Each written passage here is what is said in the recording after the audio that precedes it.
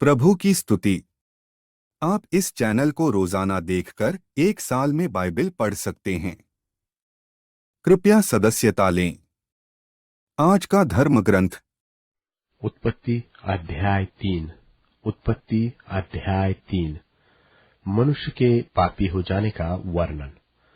यहोवा परमेश्वर ने जितने बनेल पशु बनाए थे उन सब में सर्प धूर्त था, और उसने स्त्री से कहा, क्या सच है कि परमेश्वर ने कहा कि तुम इस वाटिका के किसी वृक्ष का फल न खाना? स्त्री ने सर्प से कहा, इस वाटिका के वृक्षों के फल हम खा सकते हैं, पर जो वृक्ष वाटिका के बीच में है उसके फल के विषय में परमेश्वर ने कहा है कि न तो तुम उसको खाना और न उसको छूना, नहीं तो मर जाओगे। तब सर्प ने स्त्री से कहा, तुम निश्चय न मरोगे, वरन परमेश्वर आप जानता है कि जिस दिन तुम उसका फल खाओगे उसी दिन तुम्हारी आंखें खुल जाएगी और तुम भले बुरे का ज्ञान पाकर परमेश्वर के तुल्य हो जाओगे। सो जब स्त्री ने देखा कि उस वृक्ष का फल खाने में अच्छा और देखने में मनभाव और बुद्धि देने के लिए चाहने योग्य है, तब उसने उसमें से तोड़कर खाया और अपने पति को भी दिया, और उसने भी खाया। तब उन दोनों की आंखें खुल गई और उनको मालूम हुआ कि वे नंगे हैं। सो उन्होंने अंजीर के पत्ते जोड़ जोड़ कर लंगोट बना लिए। तब यहोवा परमेश्वर जो दिन के ठंडे समय वाटिका में फिरता था उसका शब्द उनको सुनाई दिया।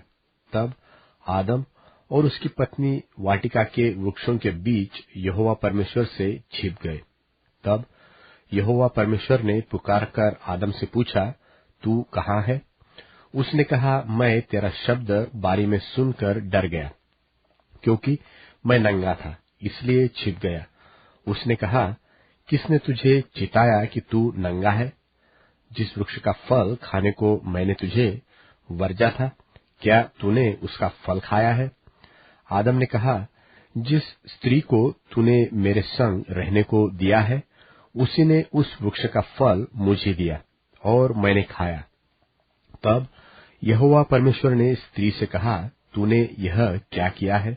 स्त्री ने कहा, सर्प ने मुझे बहका दिया, तब मैंने खाया। तब यहोवा परमेश्वर ने सर्प से कहा, तूने जो किया यह किया है, इसलिए तू सब घरेलू पशुओं और सब बनेल पशुओं से अधिक शापित है। तू पेट के बल चला करेगा और जीवन भर मिट्टी चाटता रहेगा। और मैं तेरे और इस स्त्री के बीच में और तेरे वंश और इसके वंश के बीच में बैर उत्पन्न करूंगा। वह तेरे सिर को कुचल डालेगा और तू उसकी एड़ी को डसेगा।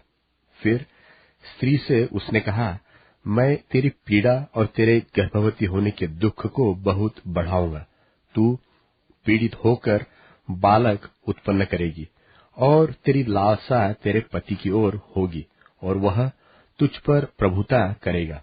और आदम से उसने कहा, तूने जो अपनी पत्नी की बात सुनी और जिस वृक्ष के फल के विषय में मैंने तुझे आज्ञा दी थी कि तू उसे न खाना, उसको तूने खाया है, इसलिए भूमि तेरे कारण शापित है। तू उसकी उपज जीवन भर दुख के साथ खाया करेगा और वह तेरे लिए कांटे और ऊंट कटारे उगाएगी, और तू खेत की उपज खाएगा और अपने माथे के पसीने की रोटी खाया करेगा और अंत में मिट्टी में मिल जाएगा, क्योंकि तू उसी में से निकाला गया है। तू मिट्टी तो है और मिट्टी ही में फिर मिल जाएगा। और आदम ने अपनी पत्नी का नाम हव्वा रखा, क्योंकि जितने मनुष्य जीवित है उन सबकी आदि माता वही हुई। और यहोवा परमेश्वर ने आदम और उसकी पत्नी के लिए चमड़े के अंगरखे बनवाकर उनको पहना दिए। फिर यहोवा परमेश्वर ने कहा, मनुष्य भले बुरे का ज्ञान पाकर हम में से एक के समान हो गया है, इसलिए अब ऐसा न हो कि वह हाथ बढ़ाकर जीवन के वृक्ष का फल भी तोड़ के खा ले और सदा जीवित रहे। तब यहोवा परमेश्वर ने उसको आदम की वाटिका में से निकाल दिया कि वह उस भूमि पर खेती करे जिसमें से वह बनाया गया था। इसलिए आदम को उसने निकाल दिया और जीवन के वृक्ष के मार्ग का पहरा देने के लिए अदन की वाटिका में पूर्व की ओर करूबों और चारों ओर घूमने वाली ज्वालामय तलवार को भी नियुक्त कर दिया। उत्पत्ति अध्याय 4। उत्पत्ति अध्याय 4। आदम के पुत्रों का वर्णन। जब आदम अपनी पत्नी हव्वा के पास गया, तब उसने गर्भवती होकर कैन को जन्म दिया और कहा, मैंने यहोवा की सहायता से एक पुरुष पाया है। फिर वह उसके भाई हाबिल को भी जन्मी, और हाबिल तो भेड़ बकरियों का चरवाहा बन गया, परंतु कैन भूमि की खेती करने वाला किसान बन गया।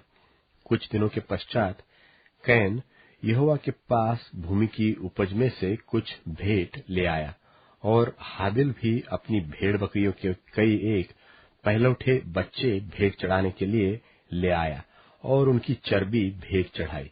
तब यहोवा ने हाबिल और उसकी भेंट को तो ग्रहण किया, परंतु कैन और उसकी भेंट को उसने ग्रहण न किया। तब कैन अति क्रोधित हुआ और उसके मुंह पर उदासी छा गई। तब यहोवा ने कैन से कहा, तू क्यों क्रोधित हुआ और तेरे मुंह पर उदासी क्यों छा गई है? यदि तू भला करे तो क्या तेरी भेंट ग्रहण न की जाएगी? और यदि तू भला न करे तो पाप द्वारा पर छिपा रहता है, और उसकी लालसा तेरी ओर होगी और तू उस पर प्रभुता करेगा।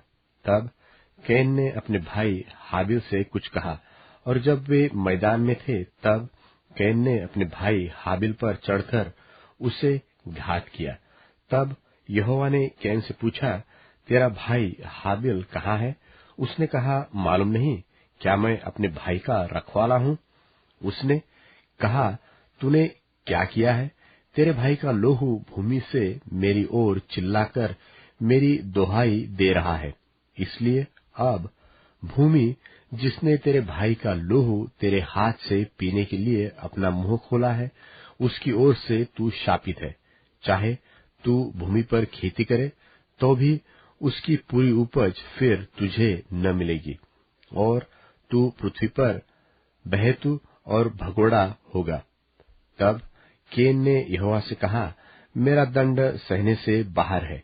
देख, तूने आज के दिन मुझे भूमि पर से निकाला है, और मैं तेरी दृष्टि की आड़ में रहूंगा और पृथ्वी पर बहेतु और भगोड़ा रहूंगा, और जो कोई मुझे पाएगा मुझे घात करेगा। इस कारण यहोवा ने उससे कहा, जो कोई कैन को घात करेगा उससे 7 गुना पलटा लिया जाएगा। और यहोवा ने कैन के लिए एक चिन्ह ठहराया, ऐसा न हो कि कोई उसे पाकर मार डाले। तब कैन यहोवा के सन्मुख से निकल गया और नोद नाम देश में, जो अदन के पूर्व की ओर है, रहने लगा। जब कैन अपनी पत्नी के पास गया, तब वह गर्भवती हुई और हनोक को जन्मी। फिर कैन ने एक नगर बसाया और उस नगर का नाम अपने पुत्र के नाम पर हनोक रखा। और हनोक से इराद उत्पन्न हुआ, और इराद ने महुयाएल को जन्म दिया, और महुयाएल ने मतुशायल को, और मतुशायल ने लेमेक को जन्म दिया। और लेमेक ने 2 स्त्रियां ब्याह ली, जिनमें से एक का नाम आदा और दूसरी का सिल्ला है। और आदा ने याबाल को जन्म दिया। तब तंबुओं में रहना और जानवरों का पालन, इन दोनों रीतियों का वह उत्पादक हुआ। और उसके भाई का नाम युबाल है। वह वीणा और बांसुरी आदि बाजों के बजाने की सारी रीति का उत्पादक हुआ। और सिल्ला ने भी तुबल के नाम एक पुत्र को जन्म दिया। वह पीतल और लोहे के सब धार वाले हथियारों का गढ़ने वाला हुआ। और तुबेलकेन की बहन का नाम नामात था। और लेमेक ने अपनी पत्नियों से कहा, हे आदा और हे सिल्ला, मेरी सुनो। हे लेमेक की पत्नियों, मेरी बात पर कान लगाओ। मैंने एक पुरुष को जो मेरे चोट लगाता था, अर्थात एक जवान को जो मुझे घायल करता था, घात किया है। जब केन का पलटा 7 गुना लिया जाएगा, तो लेमेक का 70 गुना लिया जाएगा। और आदम अपनी पत्नी के पास फिर गया और उसने एक पुत्र को जन्म दिया और उसका नाम यह कह के शेत रखा कि परमेश्वर ने मेरे लिए हाबिल की संति, जिसको केन ने घात किया, एक और वंश ठहरा दिया है। और शेत के भी एक पुत्र उत्पन्न हुआ और उसने उसका नाम एनोश रखा। उसी समय से लोग यहोवा से प्रार्थना करने लगे। मत्ती रचित सुसमाचार 3 अध्याय। उन दिनों में यूहन्ना बपतिस्मा देने वाला आकर यहूदिया के जंगल में यह प्रचार करने लगा कि मन फिराओ, क्योंकि स्वर्ग का राज्य निकट आ गया है। यह वही है जिसकी चर्चा यशायाह भविष्यद्वक्ता के द्वारा की गई कि जंगल में एक पुकारने वाले का शब्द हो रहा है कि प्रभु का मार्ग तैयार करो, उसकी सड़कें सीधी करो। यह यूहन्ना ऊंट के रोम का वस्त्र पहने था और अपनी कमर में चमड़े का पटुका बांधे हुए था, और उसका भोजन टिड्डियां और बन मधु था। तब यरूशलेम के और सारे यहूदिया के और यरदन के आसपास के सारे देश के लोग उसके पास निकल आए और अपने अपने पापों को मानकर यरदन नदी में उससे बपतिस्मा लिया।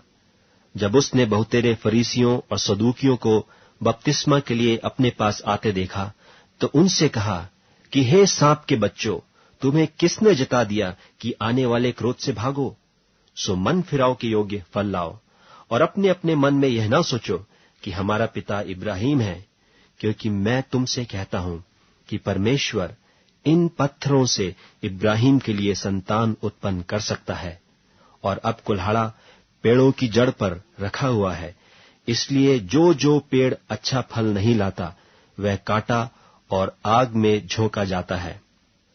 मैं तो पानी से तुम्हें मन फिराव का बपतिस्मा देता हूं, परंतु जो मेरे बाद आने वाला है, वह मुझसे शक्तिशाली है। मैं उसकी जूती उठाने की योग्य नहीं। वह तुम्हें पवित्र आत्मा और आग से बपतिस्मा देगा। उसका सूप उसके हाथ में है, और वह अपना खलिहान अच्छी रीति से साफ करेगा, और अपने गेहूं को तो खत्ते में इकट्ठा करेगा, परंतु भूसी को उस आग में जलाएगा जो बुझने की नहीं। उस समय यीशु गलील से यरदन के किनारे पर यूहन्ना के पास उससे बपतिस्मा लेने आया, परंतु यूहन्ना यह कहकर उसे रोकने लगा कि मुझे तेरे हाथ से बपतिस्मा लेने की आवश्यकता है, और तू मेरे पास आया है।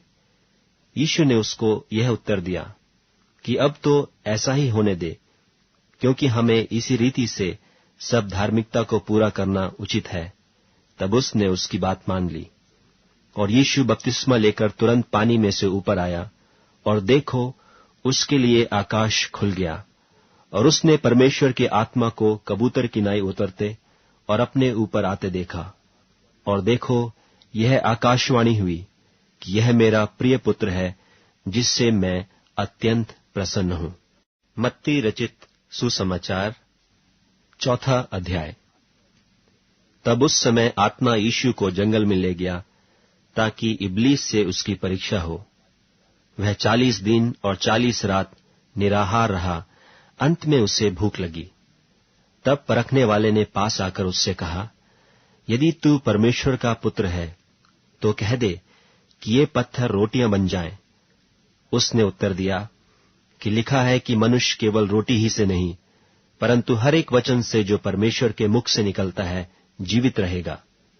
तब इब्लीस उसे पवित्र नगर में ले गया और मंदिर के कंगूरे पर खड़ा किया, और उससे कहा, यदि तू परमेश्वर का पुत्र है, तो अपने आप को नीचे गिरा दे, क्योंकि लिखा है कि वह तेरे विषय में अपने स्वर्गदूतों को आज्ञा देगा, और वे तुझे हाथों हाथ उठा लेंगे, कहीं ऐसा न हो कि तेरे पांवों में पत्थर से ठेस लगे। यीशु ने उससे कहा, यह भी लिखा है कि तू प्रभु अपने परमेश्वर की परीक्षा न कर। फिर शैतान उसे एक बहुत ऊंचे पहाड़ पर ले गया और सारे जगत के राज्य और उसका विभव दिखाकर उससे कहा कि यदि तू गिरकर मुझे प्रणाम करे तो मैं यह सब कुछ तुझे दे दूंगा। तब यीशु ने उससे कहा, हे शैतान, दूर हो जा, क्योंकि लिखा है कि तू प्रभु अपने परमेश्वर को प्रणाम कर और केवल उसी की उपासना कर। तब शैतान उसके पास से चला गया और देखो, स्वर्गदूत आकर उसकी सेवा करने लगे।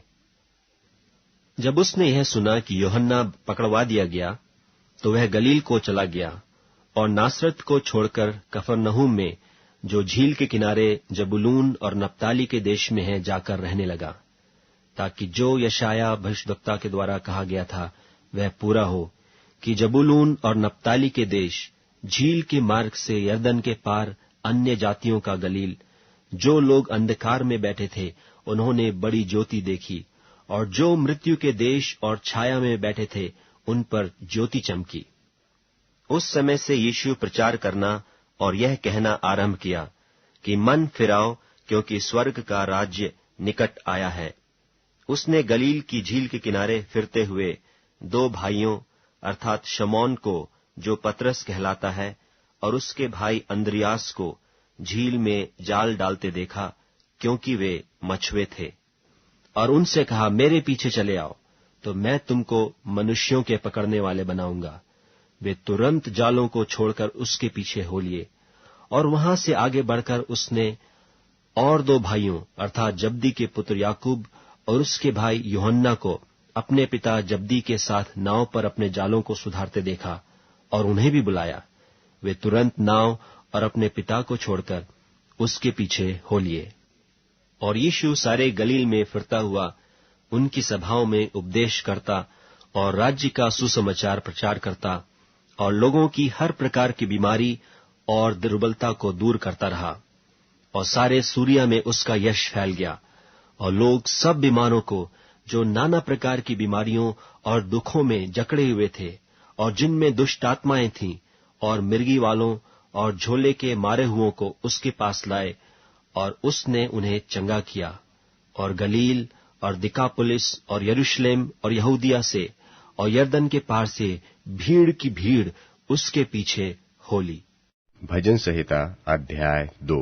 भजन संहिता अध्याय 2। जाति जाति के लोग क्यों हुल्लड़ मचाते हैं, और देश देश के लोग व्यर्थ बातें क्यों सोच रहे हैं? यहोवा के और उसके अभिषिक्त के विरुद्ध पृथ्वी के राजा मिलकर और हाकिम आपस में सम्मति करके कहते हैं कि आओ, हम उनके बंधनों को तोड़ डालें और उनकी रस्सियों को अपने ऊपर से उतार फेंके। वह जो स्वर्ग में विराजमान है हंसेगा, प्रभु उनको ठट्टों में उड़ाएगा। तब वह उनसे क्रोध करके बातें करेगा और क्रोध में आकर उन्हें घबरा देगा। मैं तो अपने ठहराए हुए राजा को अपने पवित्र पर्वत सिय्योन की राजगद्दी पर बैठा चुका हूँ। मैं उसके वचन का प्रचार करूंगा, जो यहोवा ने मुझसे कहा, तू मेरा पुत्र है, आज तू मुझसे उत्पन्न हुआ।